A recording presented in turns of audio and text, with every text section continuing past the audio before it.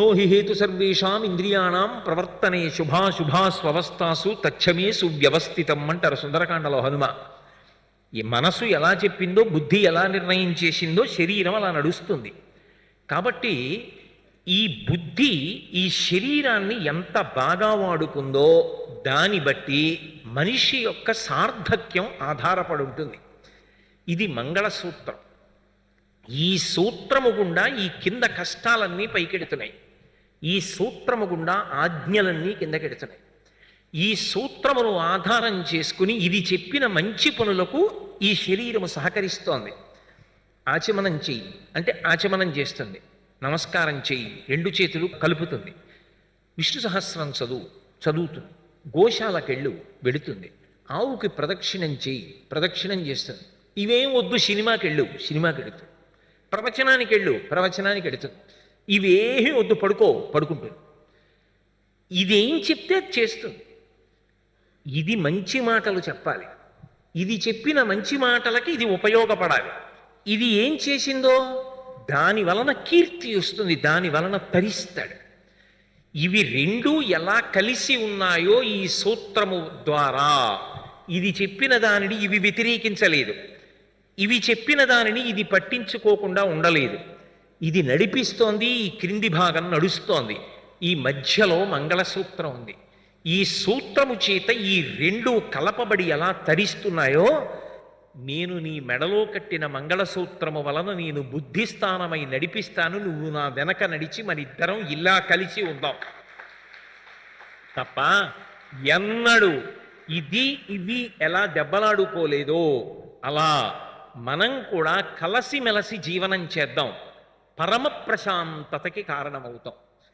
ఈ దిక్కుమాలిన బుద్ధి నన్ను ఇలా నడిపించిందని ఎప్పుడు అందగా కాళ్ళు బుద్ధి మీద తిరగబడవు, బుద్ధి కాళ్ళ మీద తిరగబడదు. ఎలా కలిసిమెలసి ఉన్నాయో మనం కూడా అలా కలిసిమెలసి ఉందాం. శాశ్వతత్వం ఎలా చేకూరుతుంది? నేను ఒక మాట అన్నాను, నువ్వు 100 ఏళ్ళు ఉండాలి అన్నాను. నేను ఉన్నాను అనడానికి ఇది కారణమవుతుంది అన్నాను. ఎలా కారణమవుతుంది అంటే కేవలము ఒక తాడుగా దానికి శక్తి కాదు, అది మంగళసూత్రము కనుక శక్తి. ఆ మంగళసూత్రం ఎందుకైంది? దాని యందు సర్వమంగళా దేవత ఉంది కాబట్టి. కాబట్టి ఆ శక్తిని అది నిరంతరం పొందుతూ ఉండాలి. ఎలా పొందుతుంది అంటే పార్వతీ పరమేశ్వరుల యొక్క పాదములు రెండు ఎక్కడ ఉంటాయని మనిషి యొక్క శరీరంలో యోగశాస్త్రం చెప్పబడిందో అక్కడ దానికి సంబంధించినటువంటి ముడులు తగులుతూ ఉండాలి. ఆ మంగళసూత్రాన్ని కట్టినప్పుడు ఇక్కడ ముడులు వేస్తారు. ఇక్కడ ముడులు వేసినప్పుడు ఇక్కడ ఉన్నటువంటి చక్రంలో ఉన్నటువంటి పార్వతీ పరమేశ్వరుల పాద ద్వంద్వం మీద ఆ ముడి తగులుతుంది. ఆ తగిలినప్పుడు ఆ సూత్రము నిరంతరము శక్తిని పొందుతూ ఉంటుంది. ఆ నమ్మకం ఎవరికుందో, ఆ విశ్వాసం ఎవరికున్నదో అది ప్రధానమై ఉంటుంది.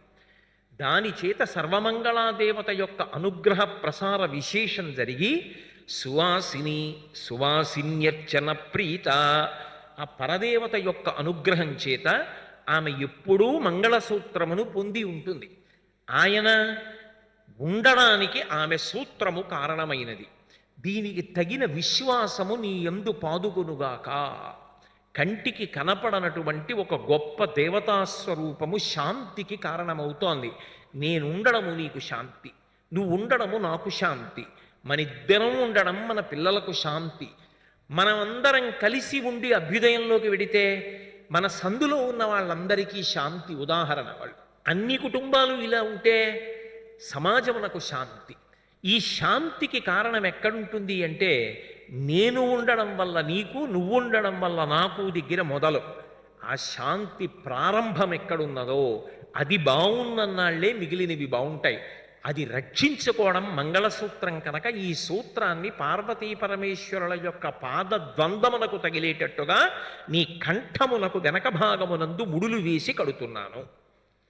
అందుకు కంఠే బధ్నామి సుభగే త్వం జీవ శరదాం శతం. ఇందుకు కడుతున్నాను అంటాడు. ఇందులో గొప్ప విశేషం ఏమిటంటే దానికి తాళిబొట్టు అని పేరు. తాళ అంటే తాటాకు. లలితా సహస్రనామ స్తోత్రానికి మహానుభావుడు భాస్కరరాయల వారు వ్యాఖ్యానం చేశారు. ఆ వ్యాఖ్యానం చేసినప్పుడు సౌభాగ్య వస్తువులు అని 8 వస్తువులు నిర్ణయం చేశారు. ఆ 8 వస్తువులు కొన్ని ఉంటాయి. ఆవు పాలు తోడి పెట్టినప్పుడు మార్పు చెందిన ఏ రూపమైనా సరే, పెరుగు కానీ, వెన్న కానీ, నెయ్యి కానీ, అటువంటివి, ధనియాలు, అలాగే ఆ, తాటాకు ముక్క, ఎర్రటి పువ్వులు, ఉప్పు, ఇవన్నీ కూడా 8 వస్తువులు. ఆ 8 వస్తువుల్ని సౌభాగ్య వస్తువులు అంటూ ఉంటారు. ఆ సౌభాగ్య వస్తువులలో ఒకటి ఏది అంటే తాళి, తాటాకు. తాటంక యుగళీభూత తపనోడుపమండల. నిజానికి తాటంక అన్న మాటకు అర్థం ఏమిటంటే లేత తాటాకు కోసి దాన్ని గుండ్రంగా కత్తిరించి చిన్న కన్నం పెడతారు. సువాసిని ఈ చెవి కమ్మలు పెట్టుకుని, కమ్మ అన్న మాట అందుకే వచ్చింది, చెవి కమ్మలు అన్న మాట అక్కడి నుంచి వచ్చింది, అందుకే తాటి కమ్మ అంటారు. అది తీసి చెవి మీద పెట్టుకుని ఆభరణం కింద పెట్టుకుంటారు. పూర్వం ఆ లక్షణం ఉండేది, ఎందుకంటే అది సౌభాగ్యస్థానాన్ని కాపాడుతుంది అని. అలాగే తాటాకు చిన్న ముక్క కత్తిరించి మంగళసూత్రానికి పూజ చేసేటప్పుడు పూర్వకాలంలో ఏముండేది అంటే పసుపు తాడు అక్కడ పెట్టి ఈ తాటాకు ముక్కని కట్టేవారు. కట్టి పూజ చేసి స్త్రీ మెడలో అలంకారం చేసేవారు. తాళ సంబంధము, అమ్మవారి సంబంధం కాబట్టి తాటి, తాళి అన్న మాట రావడానికి కారణం తాటాకు ముక్క తప్పకుండా అందులో కలిపి కడతారు కనుక తాళిబొట్టు అన్న పేరు వచ్చింది. ఎందుకని అంటే అది సౌభాగ్య వస్తువులలో అమ్మవారి యొక్క స్వరూపమై ఉండడం దానికి ప్రధానమైనటువంటి హేతు. అటువంటి మంగళసూత్రం ఏదున్నదో ఆ మంగళసూత్రం పురుషుని యొక్క గండములను దాటిస్తుంది. దానికి ఆ శక్తి ఉంటుంది. ఎవరు అలా నమ్మి వేరు ఆరాధన ఉండదు. దానికి ఉన్న నియమం ఏమిటంటే ఏ కారణము చేత అది తీయకుండా ఉండుటయే.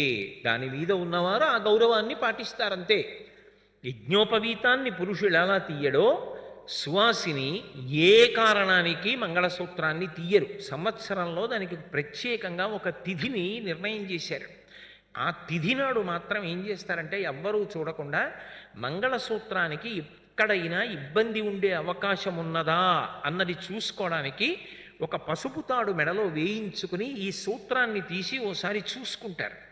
ఎక్కడైనా అకస్మాత్తుగా ఏదైనా ఇబ్బంది ఏర్పడే అవకాశం ఉన్నదా చూసుకుని ఆ తిథి నాడు దానికి ఏమైనా మరమ్మత్తు చేయించవలసి ఉంటే ఇస్తారు. ఒకప్పుడు అంత నమ్మకంతో ఉండేవారు ప్రజలు. నమ్మకమే భగవంతుడు. అన్నీ మూఢ విశ్వాసాలు అనడానికి అవకాశం ఉండదు. నమ్మకమే ఈశ్వరుడు, అంతే. కాబట్టి చెట్టు మీద ఉంటే కొమ్మ, గూట్లో పెడితే బొమ్మ, నమ్ముకుంటే అమ్మ. నీ విశ్వాసము హేతు. కాబట్టి ఆ మంగళసూత్రం అనేటటువంటి దానికి అంతటి ప్రాముఖ్యత వచ్చింది. ఇటువంటి మంగళసూత్రము ఏదైతే ఉందో అది స్త్రీ పురుషుల ఇద్దరి యొక్క ఉనికికి, అస్తిత్వానికి, వాళ్ళు ఉన్నారు అనడానికి కారణం. పిల్లలు ఉన్నారనుకోండి, వాళ్ళకి పరిపూర్ణమైన ప్రేమ అన్న మాటకు అర్థం ఏమిటి? అమ్మ నాన్నగారు ఇద్దరు ఉండడమే. ఆకలేసినప్పుడు అమ్మ పిలిచి అన్నం పెట్టినట్టు ఎవరు పెడతారు? అమ్మ చేతి అన్నం తినడం జీవితంలో ఒక గొప్ప అదృష్టం. అమ్మాని పిలవగలగడం అదృష్టం. అమ్మకి ప్రదక్షిణం చేయడం అదృష్టం. అమ్మకి నమస్కారం చేయడం అదృష్టం. నాన్నగారండి అని పిలవడం, ఇంటికి రావలసిన శుభలేఖ నాన్నగారి పేరు మీద రావడం, ఏ విషయానికైనా నాన్నగారిని సంప్రదించే అదృష్టాన్ని పొంది ఉండడం, నమ శంకరాయ చ మహేశ్వరాయ చ నమ శివాయ చ శివతరాయ చ అంది అష్టమానువాకం రుద్రంలో. నమ శంకరాయ చ, పరమశివుడే ప్రతి ఇంటిలో తండ్రి రూపంలో ఉన్నాడు అని చెప్తోంది. అటువంటి తండ్రి ఉండడం కన్నా బిడ్డలకి సంతోషం ఏముంటుంది?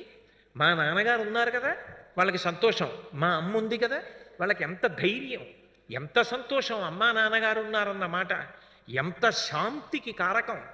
అసలు అది ఉండడం అన్నది దేని మీద ఆధారపడింది? యోగక్షేమములకు కారణము ఈశ్వరుడే. యోగక్షేమం వహామ్యహం. క్షేమము ఉన్నది ఉండుట, యోగము కొత్తది కలియుట. దీని ఎందే లోకము వర్ధిల్లుతోంది. మొట్టమొదట పెళ్లి చేసుకున్నాడు, ఆయన ఉండాలి, ఆమె ఉండాలి. యోగము, బిడ్డలు కలగాలి, ఆ బిడ్డలకు బిడ్డలు కలగాలి. అలాగే ఉండిపోతే ఎలా? పండిపోవాలి, చిరంజీవన్నే వక్షపిత పశుపాశవ్యక్తికర పరానందాభిక్యం రసయతి రసం తద్భజనవాన్.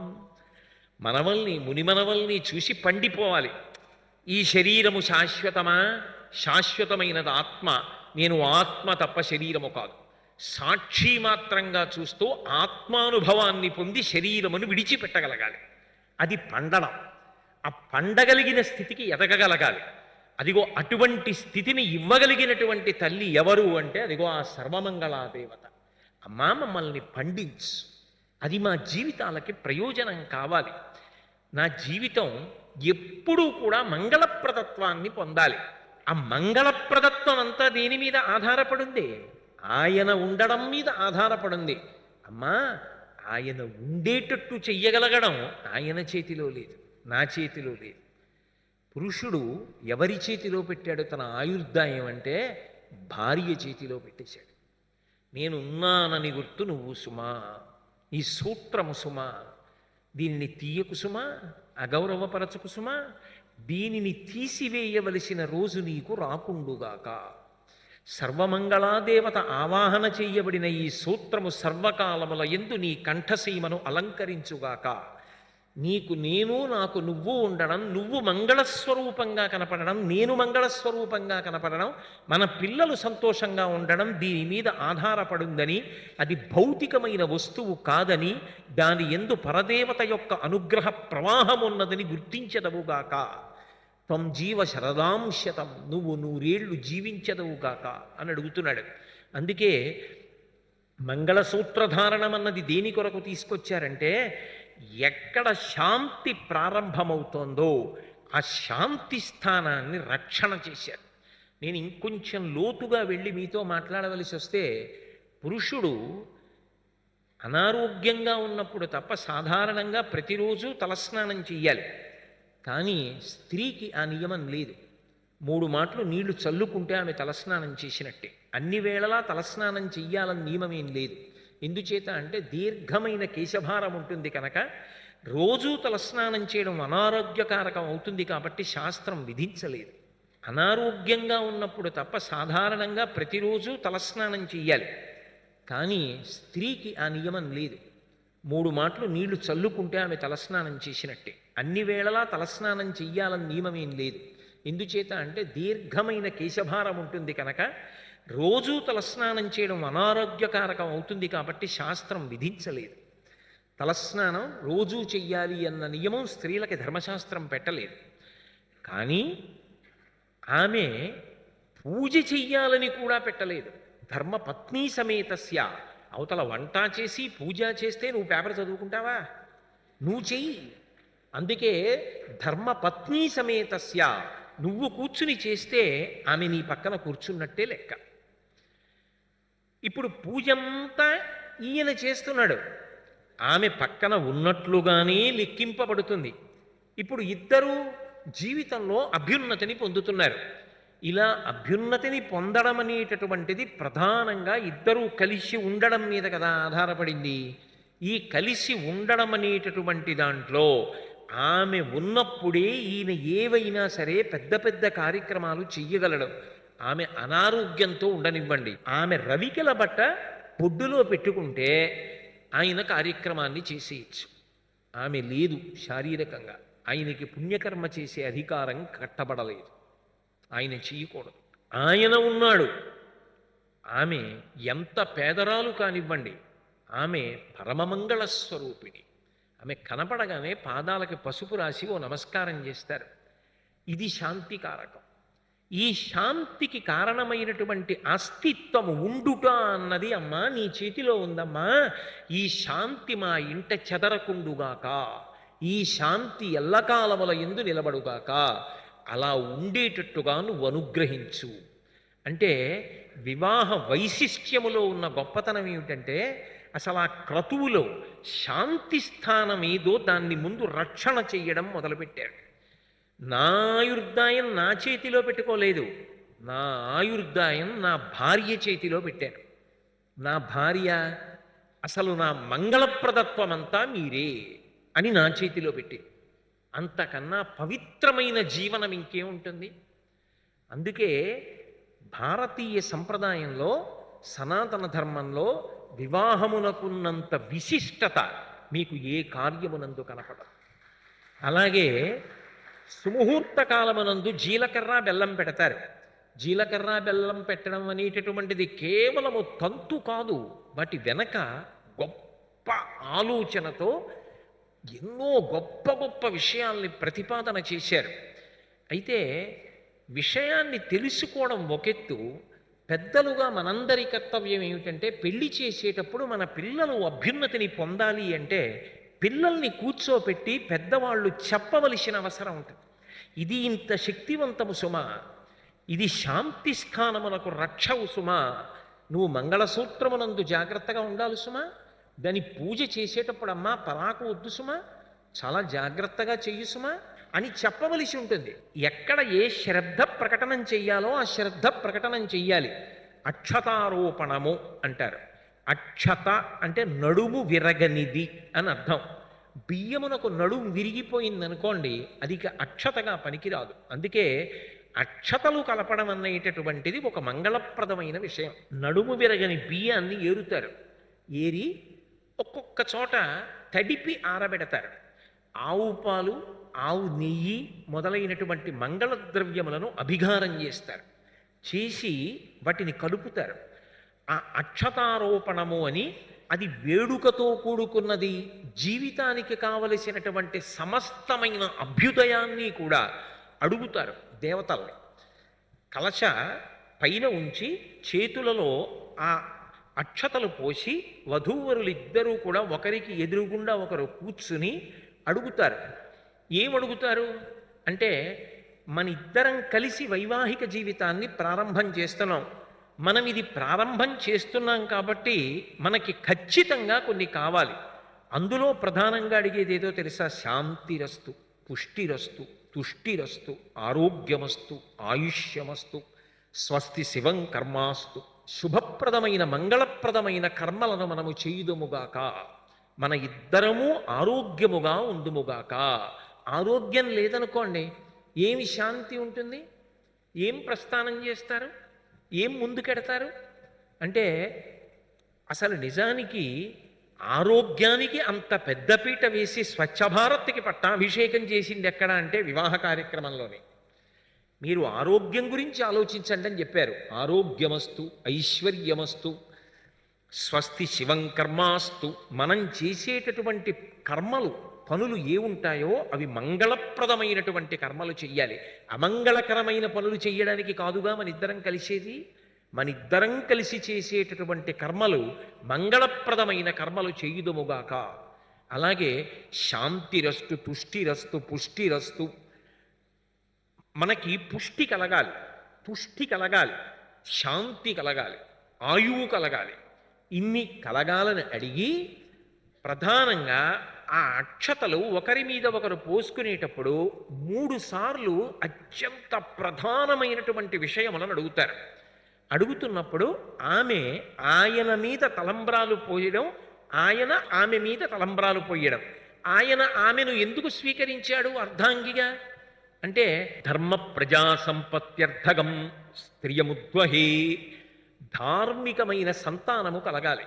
సంతానము కలగలేదనుకోండి, ఆ దాంపత్యములో సంతోషం అన్న మాట పరిపూర్ణంగా ఉండదు. ఆ సంతానము కావాలి. అందుకే అక్షతలు తీసి వధువు యొక్క తల మీద పోస్తూ వరుడు ఒక మాట చెప్తాడు, ప్రజామేకామ సమృద్ధ్యతాం. మనిద్దరం పరమ సంతోషముగా 2 శరీరములు ఒకటి కావాలి.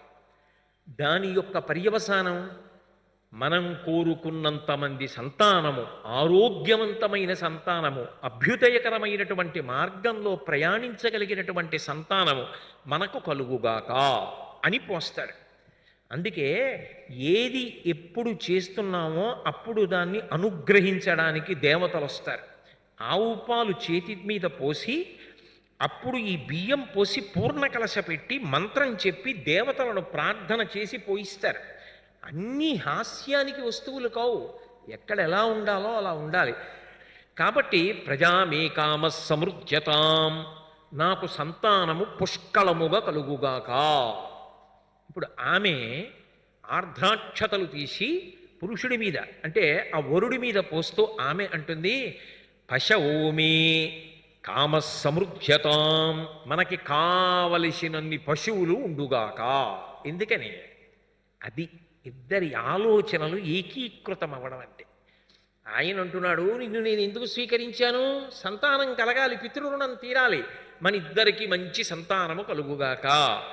మంచిదేనబ్బాయ్, తప్పకుండా మన ఇద్దరికి సంతానం కలగాలి, నేను మీతో విభేదించను. కానీ పుట్టిన సంతానాన్ని పోషించాలిగా, మరి వాళ్ళకి అన్నం పెట్టాలిగా. కావలసినంత పశు సంపద లేకుండా ఏమని పోషిస్తాం? ఆ దేవతలు ఎవరు మనకి సంతానం ఇచ్చారో ఆ దేవతలే మనకి పశువులను కూడా ఇచ్చుగాక, ఐశ్వర్యమును ఇచ్చుగాక. అంటే ఇప్పుడు వాళ్ళిద్దరూ ఎంత మంచి మంచి మాటలు చెప్తున్నారో చూడండి. అది వాళ్ళు కూడా అర్థం చేసుకోవాలి. మన భవిష్యత్తు జీవితానికి ఇది కరదీపిక. మనం దేవతలను అడుగుతున్నాం ఇలా ఇమ్మని. అంటే పశవోమే కామ సమృద్ధ్యతాం అంటే ఆవులు గేదెలే అయి ఉండక్కర్లేదు. కావలసిన మంచి ఉద్యోగం, కావలసినంత ధనం, తృప్తిగా జీవనం చేయడానికి ఏది కావాలో అంతా లభించుగాక. అనాయాసైన మరణం వినాదైన్యేన జీవితం, ఒకరి దగ్గర చెయ్యి చాపి తినవలసిన అవసరము లేకుండా జీవితము వెళ్ళిపోవుగాక. కాబట్టి పశవోమే కామ సమృద్ధ్యతాం. మళ్ళీ ఇప్పుడు ఆయన తలంబ్రాలు పోస్తాడు. తలంబ్రాలు అని ఎందుకంటారంటే తలమించి పోసేటటువంటి బియ్యం కాబట్టి తలంబ్రాలని పేరు. ఇప్పుడు ఆయన అంటాడు, మంచిదే, నేను సంతానం అడిగాను, పితృరుణం నుంచి విముక్తం అవుదామని. నువ్వు అన్నావు పశువులు కావాలన్నావు, మంచిదే, దేవతలు మంచి పశువులు ఇస్తారు, ఐశ్వర్యం ఇస్తారు. ఇప్పుడు ఈ ఐశ్వర్యంతో మనం ఏం చేస్తాం? ఈ పిల్లల్ని పెంచి పెద్ద చేస్తాం, ఈ పిల్లలకి పెళ్ళిళ్ళు చేస్తాం, మనవలు వస్తారు, వాళ్ళకి మళ్ళీ ఏవో చేయిస్తాం, వాళ్ళు వృద్ధిలోకి వస్తారు, వాళ్ళకి బాలసారి అవుతుంది, వాళ్ళకి ఏదో డబ్బు ఇస్తాం, వాళ్ళకి కానుకలు ఇస్తాం. ఇదే నా జీవితం? అంతకు మించి ఇంకోటి ఉండదా? ఉండాలి. యజ్ఞోమే కామ సమృద్ధ్యతాం, మన ఇద్దరం కలిసి యజ్ఞములు చెయ్యాలి. ఎందుకని? మనం ధరించడం అన్న మాట ఒకటి ఉందిగా, మనం దాటాలిగా జన్మమరణ చక్రాన్ని, మనం పుణ్యాన్ని సముపార్జించాలిగా. నువ్వు ధర్మపత్నిగా అందుకు కదా వచ్చావు. మన ఇద్దరం పీటల మీద కూర్చుని అనేక యజ్ఞములు చేయుదుముగాక, అనేక యాగములు చేయుదుముగాక, అనేక పుణ్యకర్మలు ఆచరించదముగాక. ఒక స్థాయిలో మన పిల్లలు బాగుండాలని కోరుకోవాలి. ఆ తర్వాత మనం ఎలా పండాలి? అందరూ బాగుండాలని కోరుకోవాలి. లోకహితము కొరకు యజ్ఞములు చేయుదుముగాక. అది చిట్ట చివరికి ఏమవ్వాలి? వసుధైక కుటుంబకం, ఈ ప్రపంచమంతా ఒకటే కుటుంబం. మాతా చ పార్వతీదేవి, పితాదేవో మహేశ్వర, బాంధవా శివభక్తాశ్చ స్వదేశో భువనత్రయం. మా అమ్మ పార్వతీదేవి, మా నాన్న పరమశివుడు, ఇదంతా మా అన్నదమ్ములు అక్క చెల్లెళ్ళు, మేమందరం వాళ్ళ బిడ్డలం. అందరూ బాగుండాలి. అందరూ బాగుండడం కోసం నేను యజ్ఞం చేస్తాను. నా మనసు ఎంత విశాలమవుతోందో ఈశ్వరానుగ్రహమును నేను అంత ప్రోధి చేసుకుంటాను. మనము అలా ప్రస్థానము చేయుదముగాక. యజ్ఞోమే కామ సమృద్ధ్యతాం. ఇప్పుడు అలా పోసుకుంటారు తలంబ్రాలు. అదే కళ్యాణంలో అయితే ఇవే చెప్పి పార్వతీ పరమేశ్వరుడు పోసుకున్న వాళ్ళక మనందరం పిల్లలంగా. అయితే వాళ్ళు పోసుకున్నవి మనకి ప్రసాదం. అందుకే తలంబ్రాల బియ్యం ప్రసాదంగా తల మీద వేసుకుంటాం. వాళ్ళ కళ్యాణంలో వాడిన తలంబ్రాల బియ్యం మనం ప్రసాదంగా తల మీద ధరిస్తే ఆ మూడు మనకి లభిస్తాయి. వివాహంలో ఒకరి తల మీద ఒకరు పోసుకుంటారు, సమంత్రకం 3 మాటలు. ఆ తర్వాత ఇంకొక దానికి కూడా ప్రాధాన్యం ఇస్తారు. వాళ్ళిద్దరూ కొత్త కదూ, నవదంపతులు, ఇంకా బిడియం ఉంటుంది. ఇద్దరి మధ్య కొంచెం చొరవ రావాలి. ఏదో ఎవ్వరూ లేనప్పుడు ఇద్దరూ సంతోషంగా ఉండడం కాదు, అందరి ముందు కూడా సంతోషంగా ఉండాలి, అందరి ముందు కూడా స్వేచ్ఛగా పిలవాలి. నిమిషముల మీద సిద్ధించాలి ఆ ప్రేమ. అది సిద్ధించడానికి ఏం చేస్తారంటే వచ్చిన వాళ్ళు కూడా ఇలా బిర్రబిగిసి కూర్చోవలసిన అవసరం లేకుండా ఉండడం కోసమని వేడుక, ఉత్సవం, అందరూ సంతోషించాలి. అసలు ఆ సంతోషంలోంచి ఐక్యత పుడుతుంది, సంతోషంలోంచి శాంతి పుడుతుంది, సంతోషంలోంచి మనమందరం ఒకటే అంటే తప్పుని క్షమించగలిగిన ఔదార్యం పుడుతుంది. వారు వేడు నేను వేరంటే తప్పు క్షమించడం.